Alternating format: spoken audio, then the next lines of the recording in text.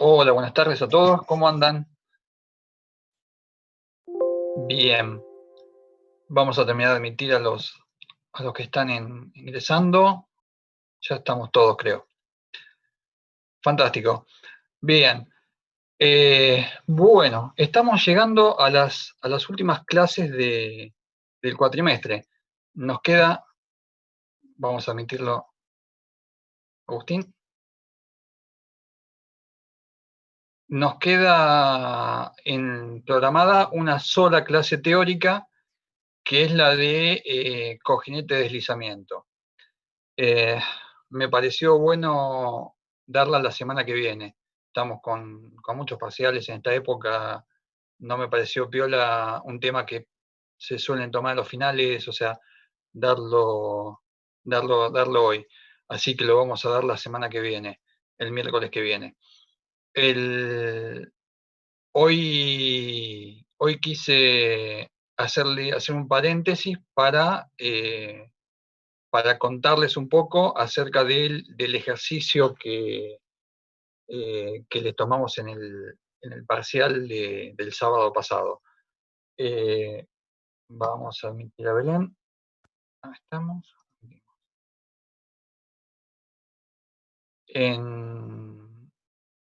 Y para contarles cuál es el criterio que yo uso para corregirlo, ¿no? Eh, Como es un ejercicio que es concatenado en varias cosas, en algunas cosas no, pero en otras sí, eh, eh, trato de no considerar un error al principio que se propaga hasta el final. O sea, si la parte final está bien, independientemente de que hayan fallado por un error en el primer ejercicio. Vamos a admitir a Sebastián. Así que, bueno, vamos a ver el ejercicio. En líneas generales, los ejercicios que vi, en algunas partes estaban bastante bien planteados, en algunos le faltó una vueltita de rosca. Eh, eh, no fue casualidad que por lo general los chicos que tuvieron la participación muy activa en la carrera de grupos tuvieron menos dificultades, lo cual no quiere decir que hubo chicos que no participaban o que participaron poco en la carrera de grupos que también lo hicieron bastante bien. Pero en general el desarrollo del ejercicio no fue malo. O sea, al menos hasta lo que estoy viendo, o sea, no corregí ni la mitad de los parciales todavía. Pero hasta lo que corregí ahora, más o menos la vienen llevando bien. Vamos a ver, me tomé el trabajo de hacer un PowerPoint. Acá está. Acá estamos.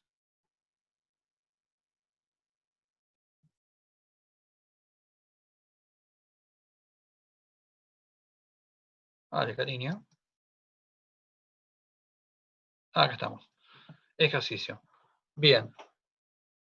Vamos a poner un punterito.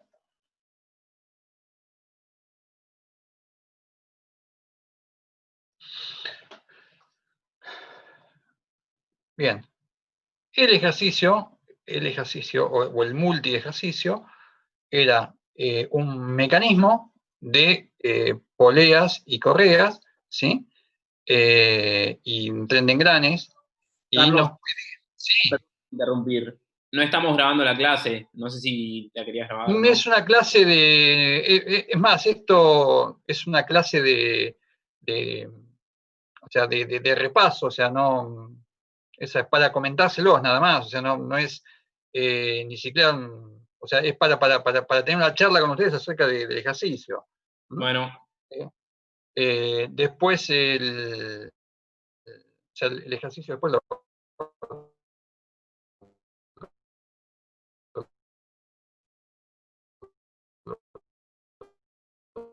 entonces, voy a decir,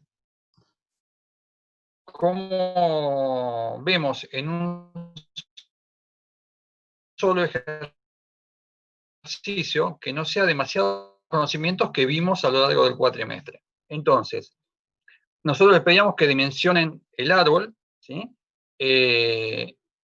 O sea, un árbol determinado para vida infinita, vamos a admitir a Gonzalo, ¿sí? Le damos los K, pero como el árbol ese está accionado por un mecanismo de poleas, ¿sí? Polea y correas, iban a tener que calcular cuál era la potencia, ¿sí? Y cuáles eran las solicitaciones que se generaban en el árbol a partir de la transmisión de correas, ¿sí?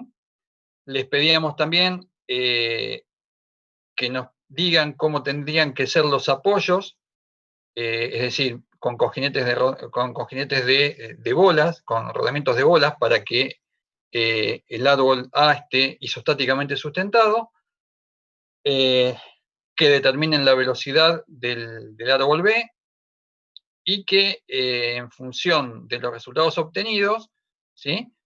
En un punto determinado que les marcábamos, vamos a meter a Pedro, en un punto determinado que les marcábamos, les pedíamos que si consideramos que esa tensión era la máxima tensión, o sea, que calculen las tensiones normal y tangencial máxima, y que lo consideren como si fuera o sea, considerando solamente que actúan en ese punto esas tensiones, que consideren con una teoría de falla estática,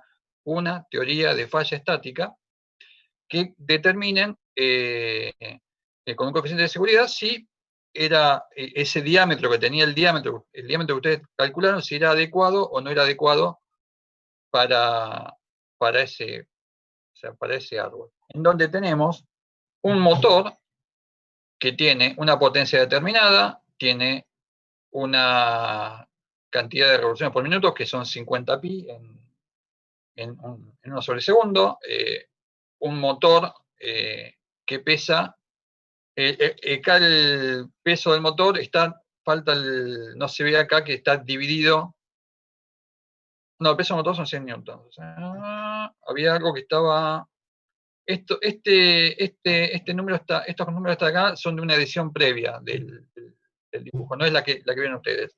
La que vieron ustedes era el número de padrón dividido 75 y esto era el número de padrón con otra división, pero era distinto. Pero básicamente era que esta magnitud y esta estaban en función del número de padrón, ¿sí? Les dábamos, este es el árbol en cuestión que tenemos que dimensionar, ¿sí? Acá tenemos la transmisión por correas, y acá vamos a analizar ahora cuáles son los datos que tenemos. Vamos a ver cuáles son los datos que tenemos. Los datos que tenemos, bueno, acá, estos del Excel de corrección que hicimos nosotros, o sea, los datos que tenemos, eso es un padrón genérico, 100.000, ¿sí? Entonces, en función de este valor, nos daba un valor, o sea, dividiendo por los valores que les dijimos en el parcial, nos daba un valor de la potencia del motor, nos da un valor del peso, o sea, del peso del motor, y nos da además otro dato que tenemos, es que el peso del motor nos genera la tensión de montura. El peso del motor nos genera la tensión de montura. Es decir, si yo tengo que el motor pesa 200 newtons, ¿sí? T sub 0 en cada correa va a valer 100. O sea, pues T0 más T0 es igual a Wm.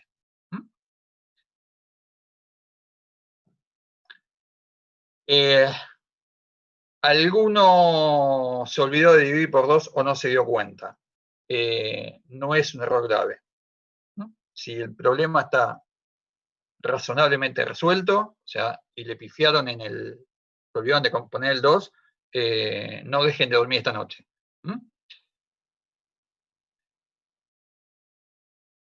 Entonces, tenemos un motor eléctrico que me da una potencia determinada. Para no complicar los cálculos, pusimos rendimiento igual a 1. ¿Qué es lo que me tengo que fijar? Lo que tengo que calcular es cuál es la tensión, cuál es la carga máxima que puede, cuál es la carga máxima que puede transmitir la correa, cuál es la carga máxima que puede transmitir la correa, ¿sí? Por sí sola, o sea, independientemente del motor, cuál es la carga máxima que puede transmitir la correa, ¿sí? Y en función de la potencia que tiene el motor, ¿qué potencia le pide el motor de transmitir? Si la potencia del motor es mayor que la potencia que puede transmitir la correa, ¿sí? Entonces, o sea, el P que yo, o sea, el P que yo puedo transmitir es el P que saco de Prony, de las ecuaciones de Prony. Y si la potencia, o sea, y si la carga que puede, o sea, la potencia motora es menor que la potencia que podría transmitir la correa por sí sola, ¿sí? Entonces, la potencia máxima es la potencia motora, la potencia del motor, ¿sí? Entonces, lo que tenemos que hacer es un cálculo, ¿sí? De Prony para ver cuánto puede transmitir la correa. Si la correa transmite más que el motor, entonces usamos, si la correa puede transmitir más que el motor, entonces utilizamos las ecuaciones, o sea, usamos la potencia del motor, porque es la máxima que se puede transmitir, es mi limitante. Si por Prony yo saco que la potencia que puede transmitir la correa es menor que la que da el motor, entonces la potencia que voy a usar es la que calculé con el T que calculo de Prony. ¿Está claro esto, no? Sí. Seguimos. Entonces, tenemos que calculamos es una correa en B, o sea, calculamos el MUA, o sea, la constante máxima de rozamiento, de fricción y acuñamiento. Para esto calculamos, o sea, el mu sub A, o sea, lo hacíamos haciendo mu dividido el seno de gamma sobre 2. Esto me da un valor, hago para hacer las ecuaciones el E a la alfa mu A, ¿sí? Que me va a dar un valor determinado. Con este valor hago el cálculo de Prony. Para este caso, para este número de padrón ficticio que yo puse en realidad, me da que la potencia del motor es menor, o sea, calculo T0, T1, T2, ¿sí? Para esta potencia, o sea, para estas condiciones que yo tengo acá, a mí me da que la potencia del motor es menor que el N que yo calculé. ¿Qué quiere decir esto? Esto quiere decir que el punto de funcionamiento que yo tengo no es el máximo, o sea, que está funcionando a menos del punto de funcionamiento máximo, ¿sí? Y que está funcionando solamente, o sea, llega hasta transmitir hasta la potencia del motor. La correa podría transmitir más potencia, pero el motor no se la da. ¿Mm? Entonces,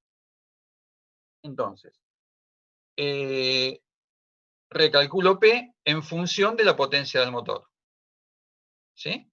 Y calculo un MT1 y MT2. Este MT1 y MT2, o sea, a mí lo que me interesa es el MT2, que es el que actúa sobre el eje que quiero dimensionar, ¿sí? Este MT1 y MT2, como los rendimientos son iguales, también son iguales. Como los rendimientos 1, perdón, son iguales. ¿Está claro hasta acá? Bien. Seguimos.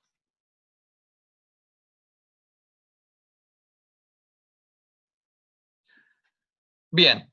¿Qué es o sea, entonces, para que quede más claro todavía, ¿sí? El P máximo que calculamos con Prony, es este que está acá, era de 145, que era con el cual yo lo determinaba con las ecuaciones máximas de Prony, ¿sí? Calculando con la potencia del motor, solamente el P que obtengo es un poco menor, ¿sí? Y el punto de funcionamiento es este, no es el punto de funcionamiento máximo.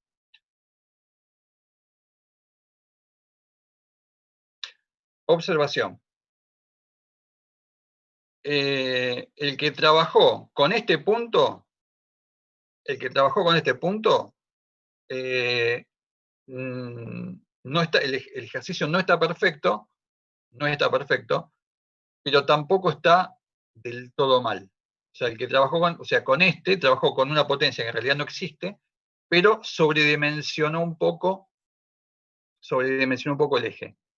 Eso es todo. No es un tema, no es un problema grave ese. ¿Sí? No es un problema grave. El que se mandó directamente a sacar el P, que daba alrededor de 114, con la potencia motora, si no lo justificó de esta forma, o sea, diciendo que era mayor que la potencia que puede transmitir la correa por sí sola, tampoco está perfecto. O sea, está perfecto aquel que hizo el cálculo y dijo, esto es más grande, entonces utilizo esta potencia. ¿Ok? Seguimos. Bien, después, la parte de fatiga. La parte de fatiga, casi todos la encararon perfecta, hicimos un montón de ejercicios de fatiga, y casi todos, salvo alguna muy rara excepción, o sea, al menos de los que yo vi hasta ahora, ¿no? Todos plantearon bien el ejercicio de fatiga, la parte de fatiga, todos calcularon con el MT, se dieron cuenta que había una tensión alternativa que era 0, una tensión media que era constante, que me da el momento torsor que genera el motor, que es constante. Todos vieron que la tensión alternativa tenía un valor determinado, que está dado en definitiva, por el peso del motor, por el momento que genera el peso del motor, y que la tensión media era 0, y que había combinación de cargas, y aplicaron von Mises para dimensionar. ¿Sí? El cálculo del SE y de los salió casi todo tienen perfecto, ¿sí? Y a casi todos les dio un resultado más o menos parecido a esto. La idea es que les dé alrededor de los 10 milímetros. ¿Sí? Observación para el futuro. Observación para el futuro. Estamos hablando de un mecanismo que tiene dimensiones, estamos hablando de poleas de 75 milímetros de radio, de 150 milímetros de diámetro. ¿Sí? No podemos parar. Si por casualidad el diámetro del eje que les da, ¿sí? Les da, pónganle, 1 milímetro, ¿sí? O les da 1 metro, y no tienen tiempo, o sea, hagan una aclaración de que están observando de que el resultado que les está dando es un resultado que no es razonable, un resultado que no es lógico en función de los datos que tienen. ¿Sí? Pero no tienen muchas veces alegremente el resultado de la calculadora, porque capaz que, no sé, en algún paso tuvieron algún problema de unidades o se comieron un 0, y cuando se comieron un 0 y lo elevan al cubo, les genera, multiplican por 1000. Entonces, tengan siempre en mente, ¿sí? Una idea de las unidades o sea, y de las magnitudes que están manejando. ¿Sí? ¿Sí? A ver, el diámetro del eje da 10,32, 10,4 en este caso. Podría haber dado, me equivoqué en algún paso, me da 20 milímetros, 25 milímetros. Me estoy equivocando por el doble. ¿Sí? Pero está dentro de las dimensiones normales que puede llegar a tener. Si les da que el diámetro les da 1,32 metros, fíjense, o sea, o sea, no es que no existen árboles de 1,32 m de diámetro, ¿sí? Para alguna maquinaria pesada, especial, para alguna cosa media, existen, ¿sí? Pero no es lo habitual. O sea, y para este caso menos todavía, porque estamos hablando que tenemos poleas de 150 milímetros, ¿sí? Que tenemos el tren de engranajes, o sea, que debe tener con toda la furia 300 milímetros, ¿sí? No pueden poner que el eje tiene 1 metro de diámetro, ¿sí? Y si les da 1 milímetro, ya estructuralmente ya se dan cuenta que no puede ser. O sea que es un alambrecito, no puede sostenerlo, no pueden poner una chaveta, nada, ¿sí? Entonces,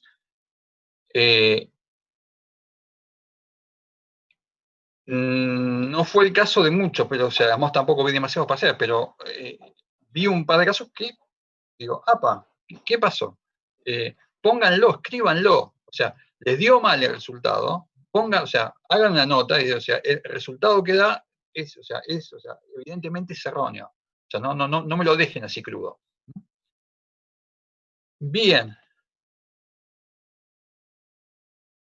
Bien, el tema de rodamientos. Nosotros tenemos que hacer una sustentación isoestática, con rodamientos de bolas en un eje que no tiene resaltes, o sea, el eje es entero, ¿sí? No tiene, o sea, no tiene, los cambios de sección para que calce un rodamiento cilíndrico común, ¿sí?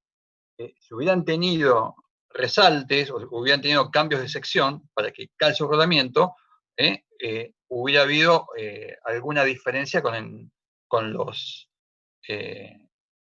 conservadores de tensiones, que en este caso no tenían. O sea, el eje es, como se ve acá en la figura, ¿sí? El eje era absolutamente, el árbol era absolutamente derecho. Entonces, la gran mayoría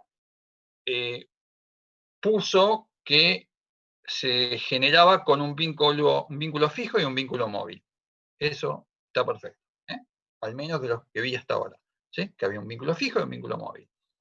También vimos, pero no dibujaron los rodamientos de bolas, pero dijeron uno fijo y uno móvil, pero no me explicaron cómo. O sea, no me dijeron cómo era que era fijo y cómo que era móvil, ¿sí? Hubo algunos más que dibujaron, o sea, el esquema de rodamiento, algunos fijándolo al eje, un rodamiento cilíndrico recto, que tampoco está mal, porque hay una solución de taller para colocar rodamientos cilíndricos rectos en ejes cilíndricos. Está, que se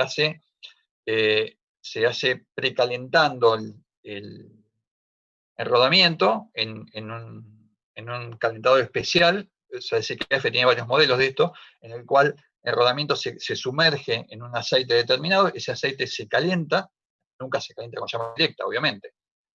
Entonces se calienta en un aceite, ¿tá? Una vez que toman una temperatura determinada, ¿sí? Se retira con unas pinzas especiales, se coloca en el eje y cuando se enfría queda firme sobre el eje. Es una solución de taller, no suele ser un método que se use demasiado, pero existe. Entonces, el que me puso, el que hizo este dibujo, no dibujó el manguito y lo puso directamente, para mí está bien. O sea, no le vamos a buscar la quinta pata al gato. Lo ideal para este tipo de montajes, y para esto se usa, es usar los manguitos cónicos, ¿sí? que vimos en clase, ¿sí? En el cual uno queda haciéndolo en forma sintética, queda fijo como el A, y el B, en el cual permite un pequeño deslizamiento axial. Aquel que puso, que no se esmeró mucho con el dibujo, pero me pone que en este vínculo es fijo, y este vínculo permite un pequeño, o sea, diciéndome que no permite deslizamiento axial. Y acá, diciéndome que permite deslizamiento axial, también lo consideré razonablemente bien porque me lo estaba explicando en lugar de dibujarlo. Lo ideal hubiera sido que lo dibujen, pero bueno, esto es esta es la solución que nosotros pensamos que es la mejor. Vamos a seguir. Bien, con el problema de trenes de engranes, hasta ahora no he visto que hayan tenido mayores dificultades. ¿Cómo calculo la cantidad? Yo acá la tengo grabado en un Excel, pero ¿cómo calculo la cantidad de dientes? La cantidad de dientes de alguna es multiplico, o sea, es sumando la cantidad de dientes de 2 más 2 veces la de 3 más 2 veces la de 4. Esto me da la cantidad de dientes de la corona. ¿Sí? Omega 2 es 1500, ¿sí? Y omega B lo calculamos con la ecuación de Willis. Con la ecuación de Willis, en donde tenemos, vamos a tener omega 2 menos omega B, sobre omega 5 menos omega B, y, o sea, y eso va a ser igual a,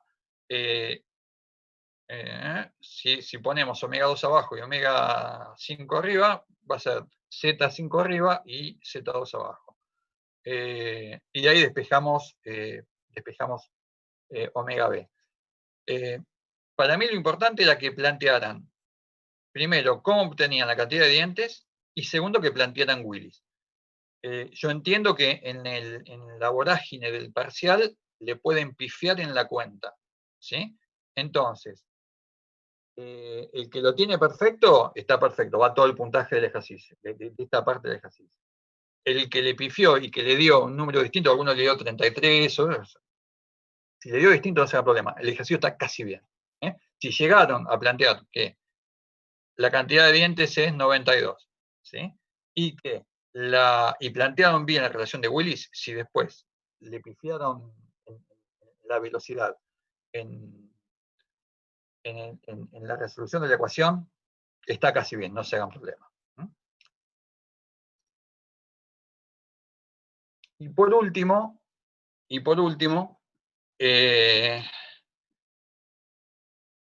lo que hacemos, íbamos al punto C.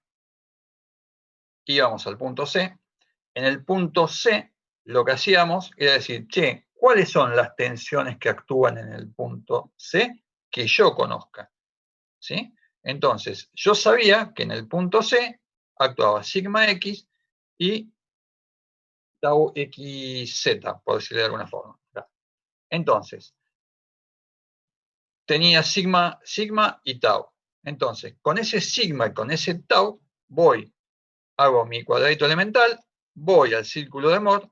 Con el círculo de Mohr, ¿sí?, calculo las tensiones máximas y calculo la tensión tangencial máxima. Y acá tengo dos formas de verificarlo. ¿Por qué? Porque el material dijimos que es dúctil. Entonces, cuando el material es dúctil, yo puedo verificar o bien con la teoría de falla de la máxima tensión tangencial, como lo hice yo, o se puede calcular con la teoría de von Mises o con la máxima teoría de distorsión.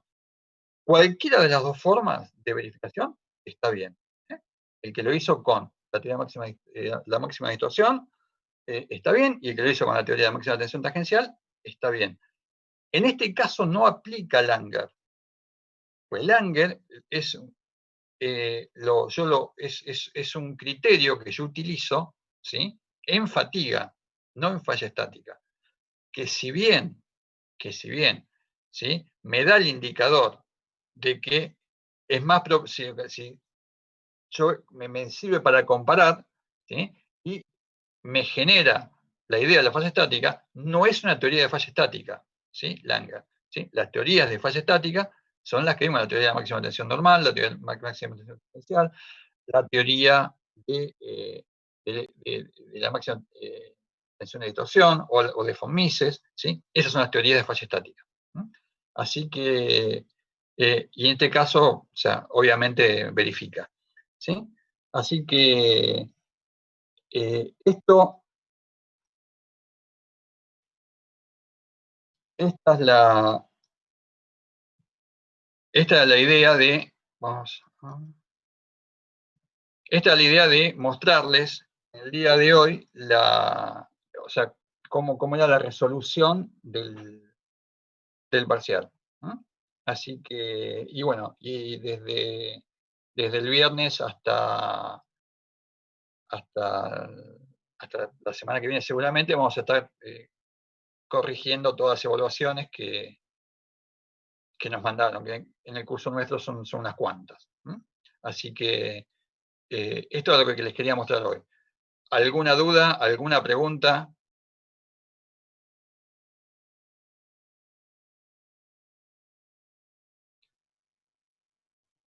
Sí, más o menos para qué día vamos a tener ya confirmado la nota.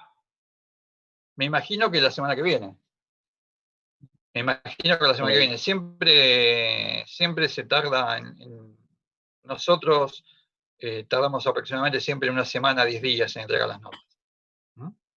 Así que, y las notas del curso nuestro en particular, las estoy viendo yo nada más. Así que, por una cuestión de tener un criterio absolutamente uniforme con todo, ¿sí?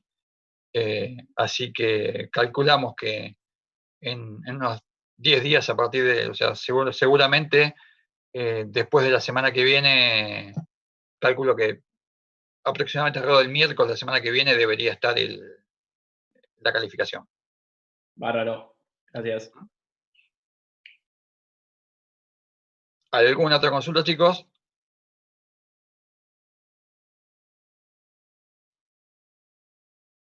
Bueno, espero que les haya sido de utilidad esto que les pasé y nos estamos viendo, seguramente se van a estar viendo mañana con Jorgito Carlos, la clase práctica.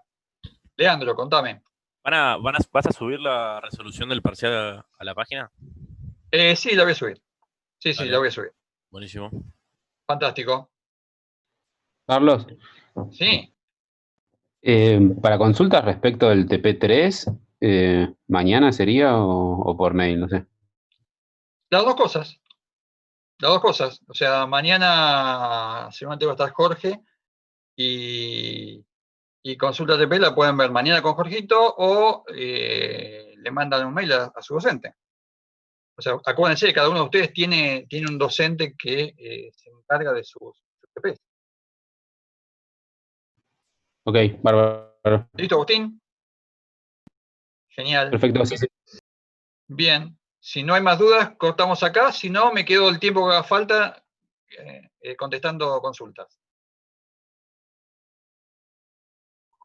Listo, Carlos, gracias. Ok. Listo, chicos. Nos vemos todos. Hasta la próxima.